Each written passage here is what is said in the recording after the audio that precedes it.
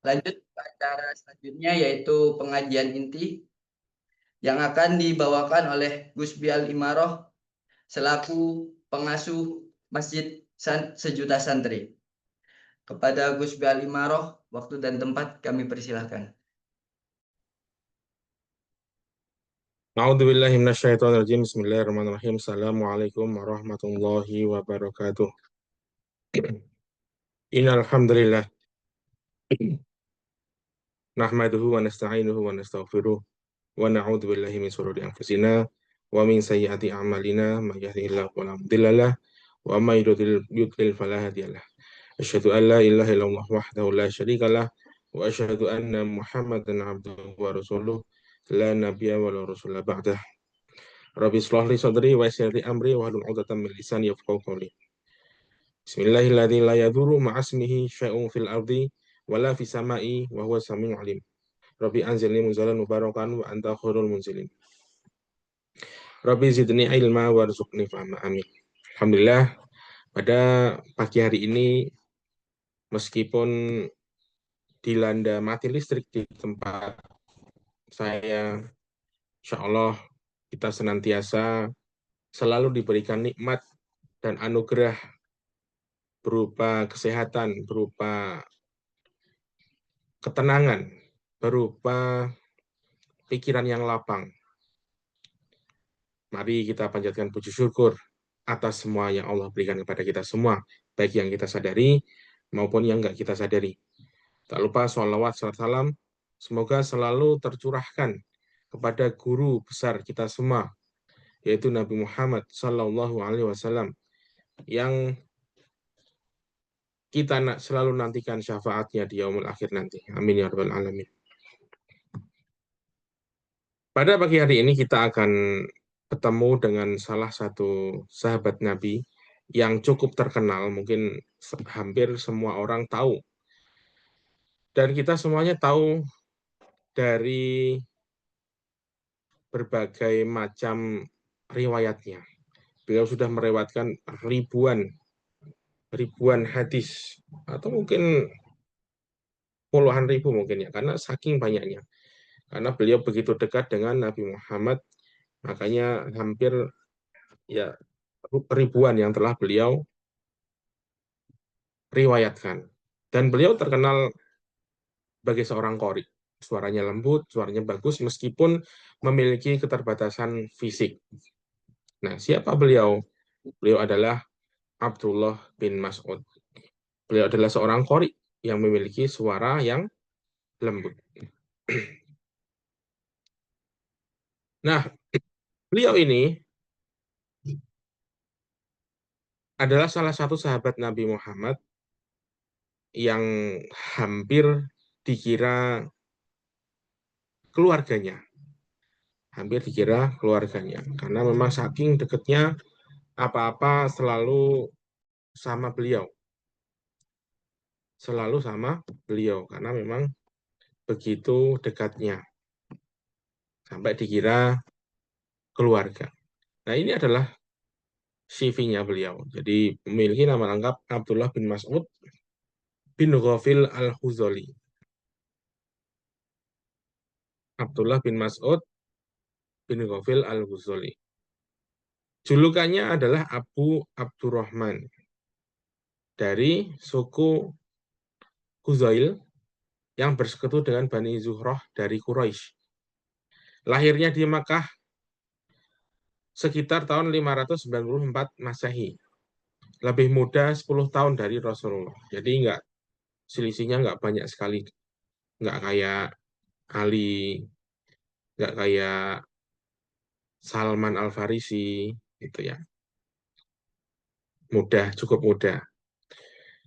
Dulu sebelum masuk Islam, beliau adalah seorang pengembala kambing milik Uqbah bin Al-Mu'id. Dan waktu masuk Islam, beliau termasuk 6 orang pertama yang termasuk as-sabiqun al-awwalun, bahkan sebelum Umar bin Khattab. Gurunya langsung Rasulullah, belajarnya langsung dengan Rasulullah, menghafal Quran darinya, belajar tajwid, belajar tafsir, fikih-fikih. langsung dengan Rasulullah. Impian semua muslim, insya Allah ya. Dan memiliki kesewaan, beliau adalah seorang qori andalan, seorang qori favoritnya Rasulullah. Karena memang yang paling bisa ngajar, yaitu Abdullah bin Mas'ud. Udah bisa ngajar, suaranya bagus, lembut, cuma memang punya beberapa keterbatasan. Nanti kita bahas. Nah, beliau memiliki suara yang menyentuh langit. Memiliki suara yang menyentuh langit. Jadi suaranya itu terkenal lembut. Digambarkan menyentuh langit. Ya, pada suatu malam Nabi Muhammad SAW mendengarkan suara bacaan Al-Quran. Nah, ternyata adalah suaranya beliau. Coba kita bisa bayangin lah ya, meskipun kita belum pernah sampai Masjid Nabawi, tapi mungkin insya Allah dalam waktu dekat, amin ya rabbal alamin. Kita bisa bayangin ada suara yang indah, angin lembut. Jadi ini yang dirasakan Rasulullah. Zikir para sahabat. Nah, terus ada suara yang lembut, samar-samar, terdengar dari sudut masjid. Suaranya indah banget. Nggak keras, tapi nembus ke hati.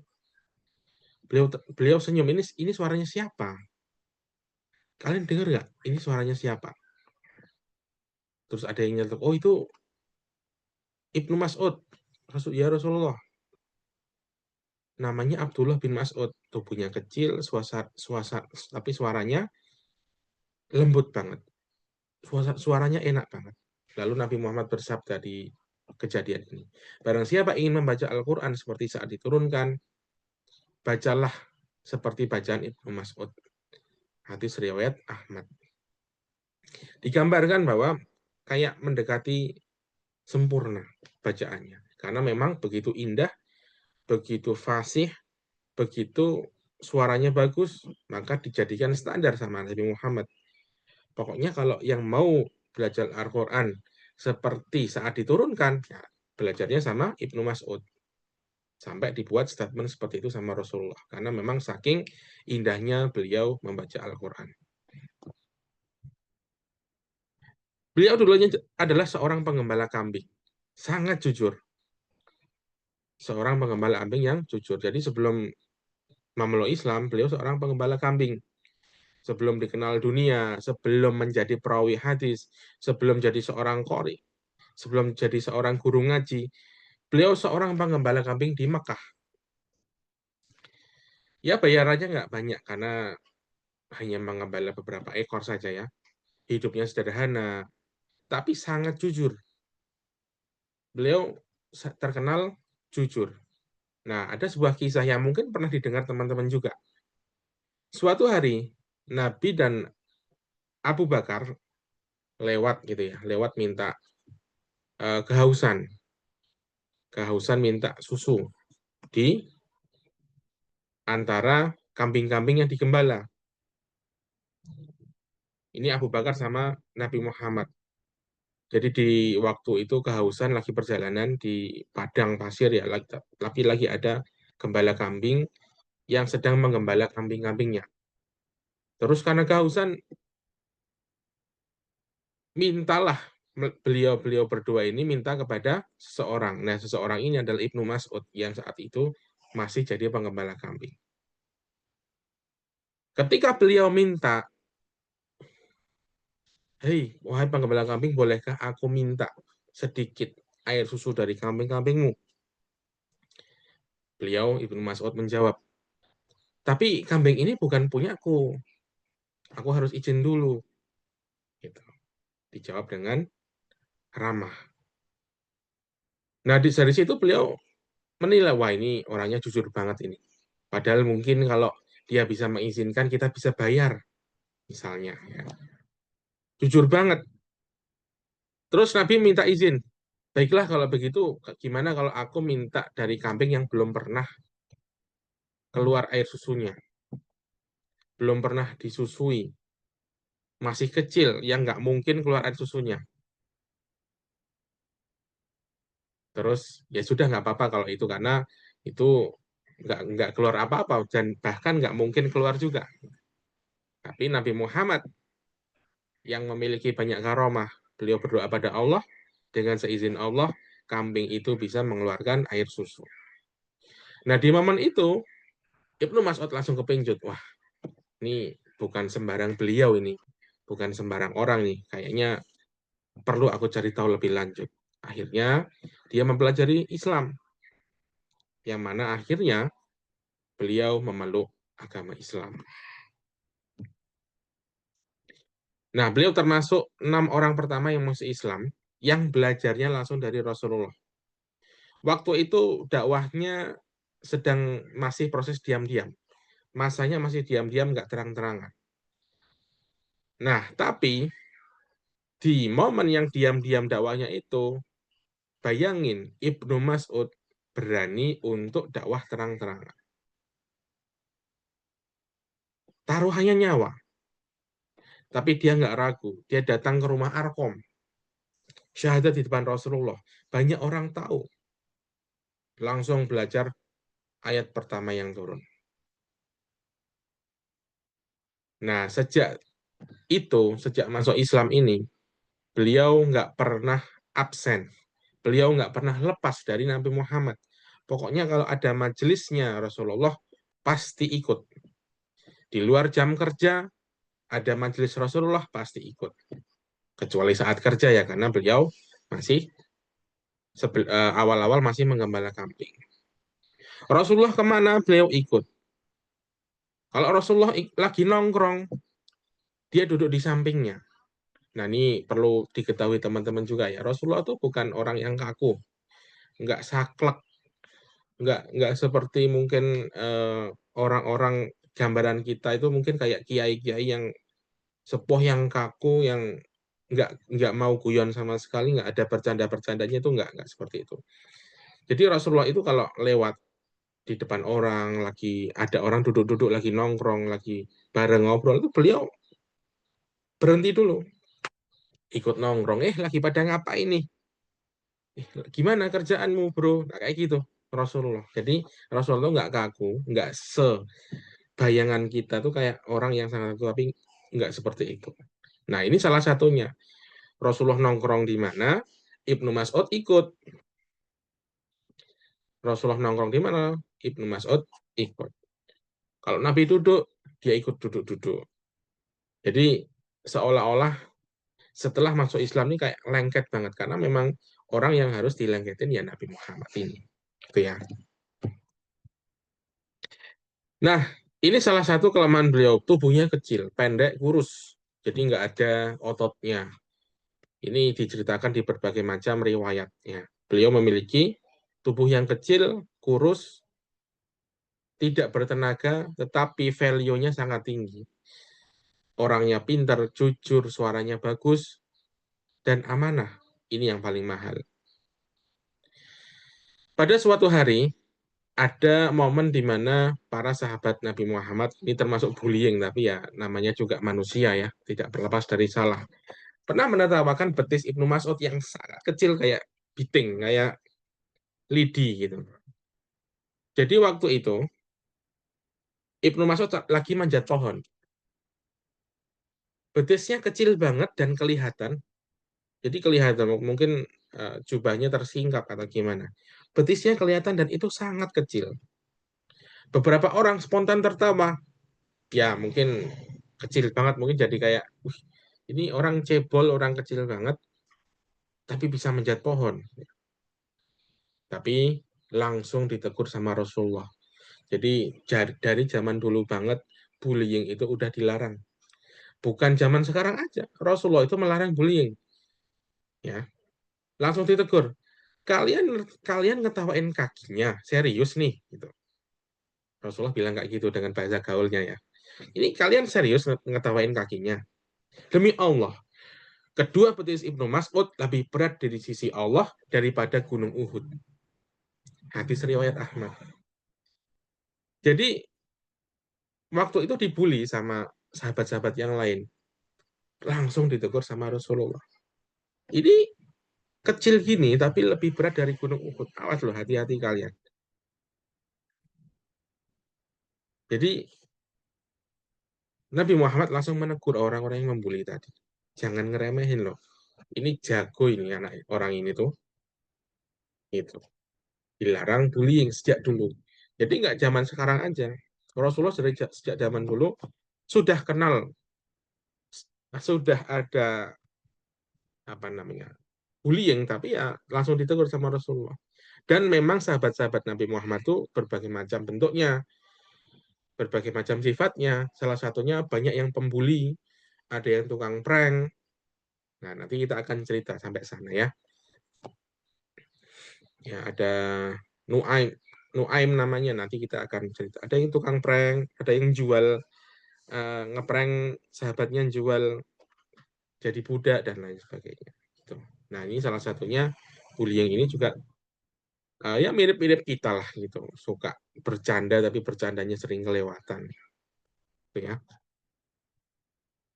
Nah, beliau adalah orang pertama yang baca Quran di depan umum. Orang pertama banget. Waktu itu dakwahnya masih sembunyi-sembunyi, masih diam-diam.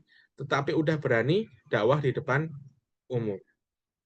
Berani baca Al-Quran di depan Ka'bah. Dan berani ambil resikonya. Dipukulin, disiksa, tapi ya santai aja. Dan masih bilang, hari ini paling ringan bagiku. Nah, waktu itu kejadiannya adalah beliau di depan Ka'bah, lagi rame-rame. Tiba-tiba beliau maju, langsung baca Quran surat Ar-Rahman. Ar-Rahman, Allamal Quran. Orang-orang Quraisy dengar itu langsung spontan, woy, langsung dipukulin. Lu siapa? Berani-beraninya sampai berdarah. Tapi tetap santai, tetap kayak nggak ada kejadian apapun. Dan masih bilang, hari itu paling ringan bagiku. Demi Allah, aku tidak pernah merasa lebih ringan dari hari itu. Saking cintanya sama Al-Quran, luka-luka, bonyok-bonyok di dalam di tubuh, hatinya tetap bahagia, makanya ya tetap tetap merasa santai, tetap merasa nggak kejadian apa-apa. Itulah Ibnu Mas'ud. Beliau memiliki kedekatan spesial dengan Nabi Muhammad, nempel kayak perangko, selalu nemenin Nabi Muhammad, selalu bawain siwaknya, sandalnya, bantal beliau. Ini kalau di zaman sekarang masuk kamera udah namanya perbudakan, udah viral. Karena memang zaman edan, zaman nggak waras. Jadi tetaplah waras di zaman edan ini teman-temanku semua. Jangan dengerin orang-orang sekuler ngomong, jangan dengerin orang-orang liberal ngomong. Jadi tetap stay dengan, ya kalau mereka anggap ini perbudakan, khidmat terhadap guru, khidmat terhadap murabi, khidmat terhadap kiai, sebuah perbudakan, maka relalah untuk jadi budak. Karena aslinya ya nggak budak gitu ya. Nah ini salah satu akhlak seorang santri. Salah satu akhlak seorang santri. Nah, Ibnu Mas'ud saat itu masih nyantri dan Nabi Muhammad adalah kiainya. Jadi bawain siwa, bawain sandalnya, mijitin bahkan, bawain bantal beliau, bersihin pakaiannya, nyuciin. Dan beliau tahu semua rahasia Nabi Muhammad. Dan rahasia Nabi Muhammad, ayat-ayat Nabi Muhammad, nggak pernah ada yang keluar sampai sekarang. Ya, ini salah satu jasa para muhibin-muhibin Rasulullah SAW. Banyak aib-aib yang tidak keluar, Alhamdulillah. Karena itu pasti akan menjadi bumerang buat umat Islam. Tapi memang Allah itu sebaik-baik penjaga aib. Gitu ya. Beliau adalah seorang guru besar Al-Quran. Nabi Muhammad pernah bersabda, ambillah bacaan Quran dari 4 orang ini, Ibnu Mas'ud, Salim, Mu'adz, dan Ubay. Beliau hafal Quran langsung dari Nabi Muhammad. Jadi referensi utama dalam bacaan dan tafsir. Banyak sekali sanad-sanad keilmuan yang diriwayatkan dari beliau. Zaman sekarang kita punya Qori internasional. Nah, dulu umat Islam punya 4 orang ini yang memang sumber referensi sanad-sanad Al-Quran. Yang pertama dan yang paling utama adalah Ibnu Mas'ud. Ini orang yang paling diutamakan dalam sanad Al-Quran. Karena beliau nggak cuma hafal, tapi tahu, benar-benar hafal, tahu kapan turunnya, kenapa diturunkan, di mana turunnya, dan bacaan Quran yang beliau ajarkan jadi dasar kiroat Kufah, kalau teman-teman tahu ya, kiroat Kufah, yang kelak melahirkan ulama besar seperti Imam Hanafi. Jadi Imam Hanafi ini sanadnya langsung ke Ibnu Mas'ud. Artinya, kalau kita ngambil sanad dari Imam Hanafi, maka kita salah satu beberapa orang-orang generasi yang mempelajari ilmu dari beliau. Ada jejak beliaunya. Quran yang kita pelajari hari ini nyambung ke beliau, ke Ibnu Mas'ud. Masya Allah, jariahnya luar biasa. Dan pada suatu hari, Nabi Muhammad dibikin nangis karena suaranya. Pada suatu hari, Nabi Muhammad meminta beliau membacakan Al-Quran. Bacakan Quran untukku, Ibnu Mas'ud. Ya Ibnu Mas'ud, tolong bacakan Quran untukku. Waktu itu Ibnu Mas'ud mungkin lagi nyantai ya. Tiba-tiba dipanggil seperti itu, langsung kaget, spontan. Waduh, ya Rasulullah, bukankah Quran turun kepadamu? Jadi waktu itu Ibnu Mas'ud merasa, ya lebih layak Rasulullah dong gitu. Karena Quran turun langsung kepadamu. Tapi apa yang dijawab Nabi? Aku ingin mendengarnya dari orang lain. Akhirnya beliau membacakan Quran surat An-Nisa sampai pada ayat tentang Nabi menjadi saksi umat, yaitu ayat 41. Nabi Muhammad nangis karena suaranya lembut, menghayati, benar-benar emosinya dapat, emosional banget ya, nangis. Ya coba kita bayangin aja lah. Orang yang paling kuat imannya, orang yang paling strong mentalnya, bisa nangis karena suara Quran dikeluarkan dari hati, dari Ibnu Mas'ud ini. Jadi yang dikeluarkan itu pakai hati, makanya sampai bisa menghayati banget. Itulah Ibnu Mas'ud. Beliau adalah seorang ahli tafsir pertama di masa sahabat. Dikenal bukan cuma karena suaranya ya, tapi karena ilmunya juga. Karena punya pegang banyak sanad itu tadi. Jadi rujukan hukum dan tafsir di Kufah. Bahkan Umar bin Khattab pernah berkata, aku ridho dengan Ibnu Mas'ud untuk penduduk Kufah sebagaimana aku ridho dengan diriku untuk mereka. Akhirnya nyala nih. Artinya level keilmuannya diakui setara oleh khalifah. Seorang khalifah mengakui ilmunya, mengakui sanatnya setara. Ya walaupun ilmunya tinggi, tetap beliau seorang yang sederhana dan tidak pernah sombong, amanah, jujur, dan memiliki ketegasan dalam ilmu. Itulah Ibnu Mas'ud. Nggak pernah sombong dalam uh, sudah mentang-mentang punya ilmu, itu nggak pernah riak seperti itu ya. Mungkin kalau kita zaman sekarang ilmu kita diakui Nabi, diakui Khalifah, kita adalah seorang muhibbin yang selalu nempel sama Nabi, kita udah jadi sombong banget tuh kalau kita mungkin. Karena manusia itu usianya jabatan, salah satunya. Beliau seorang zuhud dan tawadu. Hidupnya sederhana. Nggak suka mewah-mewah. Selalu ingat sama kematian dan akhirat. Pada suatu hari, beliau pernah dapat tunjangan dari Baitul Mal.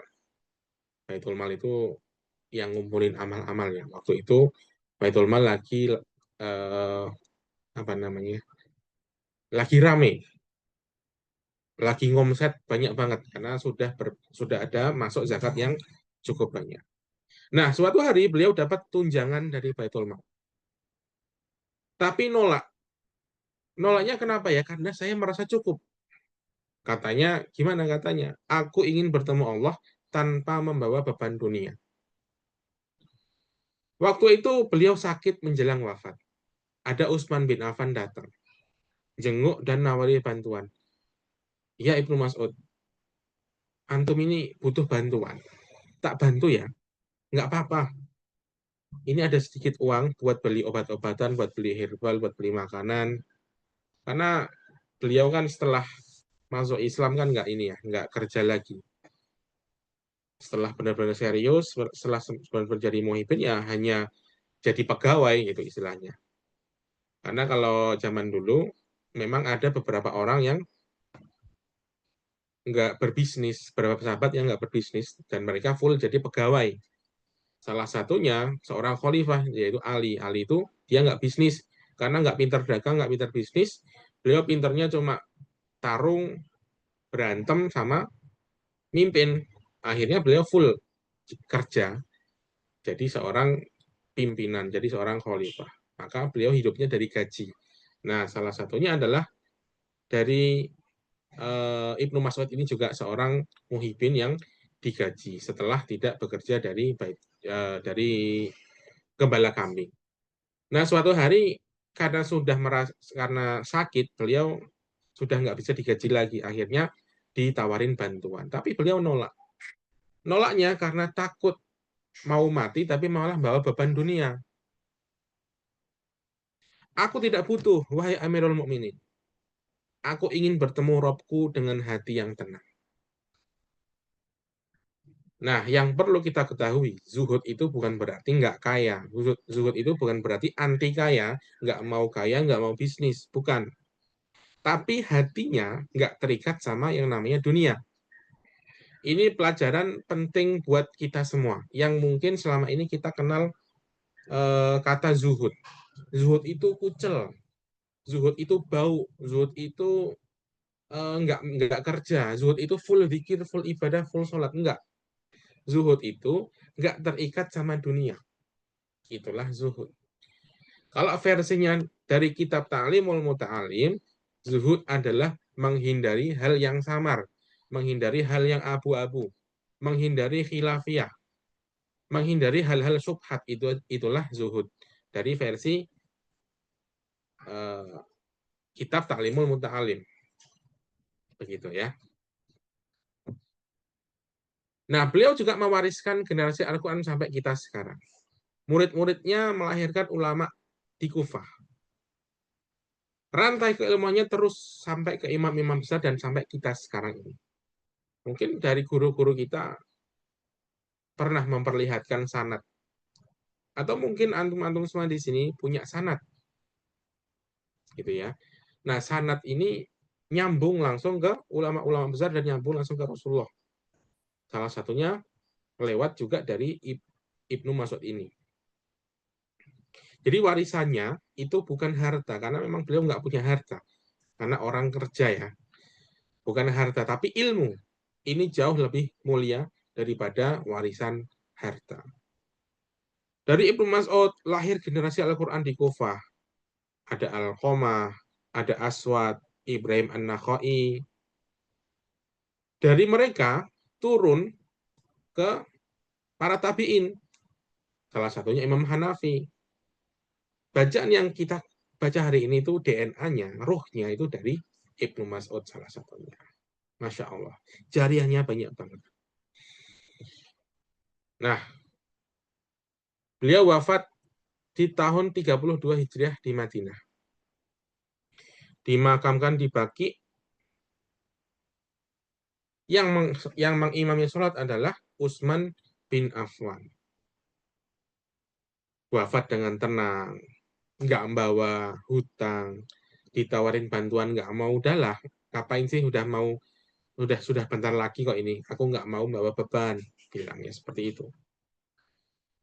Wafat dengan tenang setelah hidup dalam menjadi khatibul Quran. menjadi hamilul Quran. Dikisahkan di beberapa riwayat beliau tersenyum saat menjelang ajal. Ketika ditanya kenapa, beliau berkata, aku bahagia, aku sangat bahagia karena aku akan bertemu Allah yang selama ini aku cintai.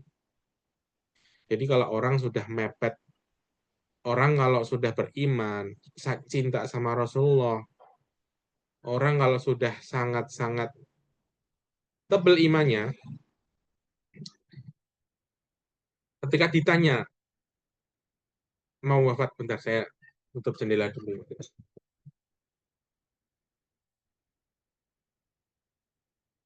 Oke. Aku bahagia karena aku akan bertemu Allah yang selama ini aku cintai. Jadi kalau udah beriman, hidupnya bareng Quran, itu meninggalnya pun akan dengan tenang. Nggak punya kepentingan-kepentingan lagi, nggak punya urusan duniawi-duniawi lagi. Gitu ya. Itulah beliau. Nah, ada banyak sekali hal-hal yang bisa kita contoh dari beliau. Suaranya lembut, bisa nembus kerasnya hati. Cinta kepada Al-Quran melebihi rasa sakit fisik, dicambuk, disiksa sama orang Quraisy tadi, waktu membacakan Quran surat Ar-Rahman, ayat 1 dan 2. Keberaniannya itu lahir dari keyakinan, bukan dari marah. Kalau kita mungkin berani, mungkin kita berantem, itu berani karena kita marah. Tapi kalau beliau, beraninya bukan dari marah, dari keyakinan. Banyak suara keras di dunia modern, tapi eh, sangat bising dunia ini. Semua pengen didengar, tapi dikit banget yang nenangin. Kalau Ibnu Mas'ud, suaranya lembut, suaranya kecil, tapi nenangin. Beliau ngajarin kita, jadilah suara yang nenangin.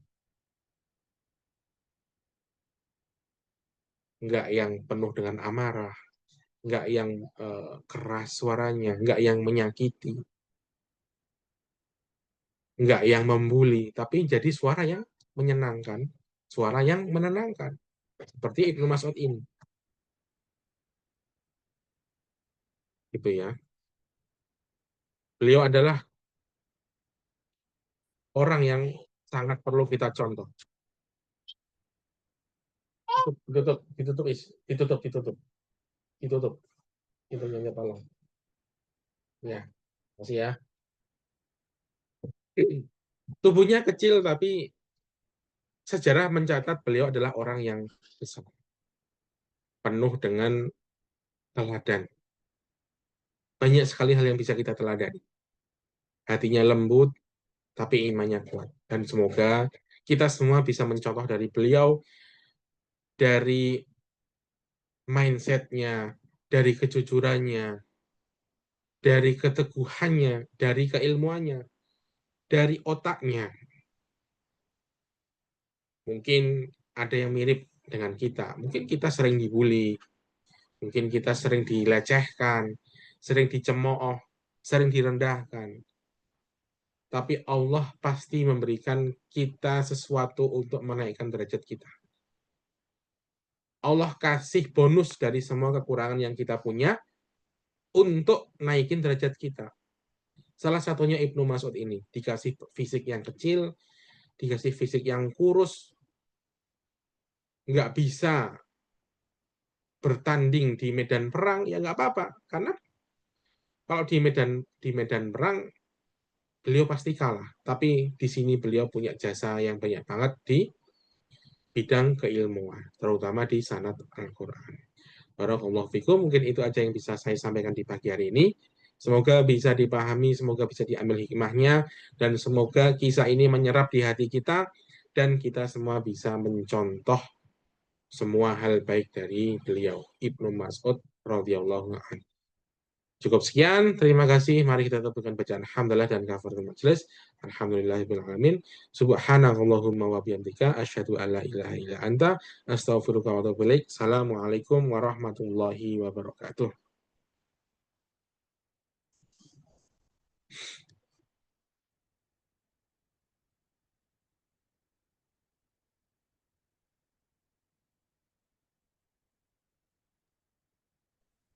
Alhamdulillahirabbil alamin. Terima kasih kita sampaikan kepada Gus Bial Imaroh karena telah menyampaikan ilmu yang sangat bermanfaat bagi kita semua. Semoga semua ilmu yang telah disampaikan oleh Gus Bial Imaroh dapat memberikan keberkahan dan kebermanfaatan bagi kita semua. Tak terasa kita telah sampai pada penghujung acara pengajian pagi hari ini. Sebelum saya menutup acara pengajian pagi hari ini, izinkan saya mengucapkan terima kasih sebanyak-banyaknya kepada seluruh panitia yang telah menyiapkan pengajian virtual pagi hari ini.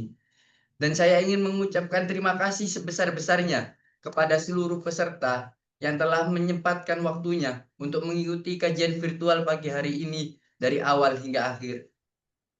Dan izinkan saya untuk meminta maaf sebesar-besarnya atas salah kata yang saya ucapkan pada pengajian pagi hari ini dan juga atas keterlambatan saya tadi. Semoga kita semua masih diberikan kesempatan untuk bisa berkumpul kembali di kajian virtual sejuta santri yang insya Allah akan diadakan untuk selanjutnya. Kurang lebihnya mohon maaf. Assalamualaikum warahmatullahi wabarakatuh. Waalaikumsalam warahmatullahi wabarakatuh.